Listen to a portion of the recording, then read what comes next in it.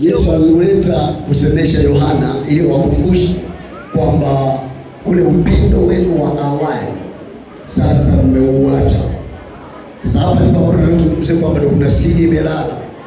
Ndoa nyingi unazoziona zimepinda, wanandoa ambao unaona meno mawili matatu yamedondoka, sababu iko hapo.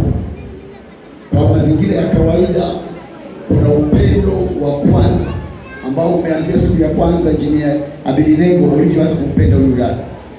Kuna upendo wa kwanza, na huna sehemu ya kunipita kwa sababu tulikutana ofisini, nikajaribu kukuepesha hivi kidogo, nasema nimeshapenda mpaka nimepitiliza kiwango. Au nakuzingizia? Basi funga mkono kama sikuzingizii. Amen. Lakini pia mwanangu, najua unasema baba, ngoja nikaombe kwanza. Baadaye unapokuwa unasema nasikia moyo wangu umefunguka. Kuna kiupendo cha kwanza kinaingia. Sasa kwa asili ule upendo wa kwanza unatakiwa kulindwa, na usipolindwa huwa unapotea. Kwa hiyo message yangu tu sasa hivi kwamba upendo ule wa kwanza ndio unaofanya baba yako na mama yako hapa waonekane wanang'ara. Ukweli au uongo, mzee Bakana? Upendo wa kwanza ndio msingi. Upendo wa kwanza ndio unaongoza ndoa unazoziona zote zimefanikiwa. Kwa nini? Upendo wa kwanza huwa hauruhusu pendo lingine katikati tena. Upendo wa kwanza mtakapokuwa umetembea nao hauruhusu kibaka mwingine tena apite. Yaani wanawake wote wa Kasulu na wengine wa nje ya Kasulu, kama utazingatia upendo wa kwanza, watakao wanapita hata kama wamevaa nusu. Nikisema nusu nakuwa nimeeleweka, si ndio?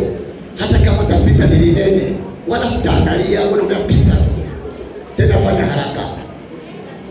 Lakini hata kama watapita watu ambao wana V8, lakini huyu mheshimiwa hata kama angekuwa na kapiteni kake tu au kwa Mungu, utawaangalia. Kwa nini? Msingi wake umebebwa na upendo wa kwanza. Just imagine Mungu anapotaka kuzungumzia upendo wa kwanza, na ni Mungu alishagundua upendo wa kwanza una nguvu.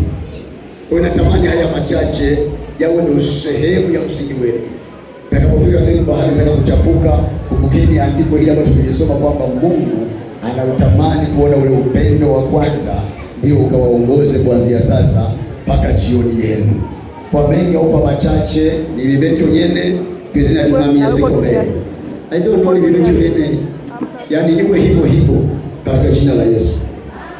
Amen. Jamani, piga makofi, piga makofi, piga makofi, piga makofi.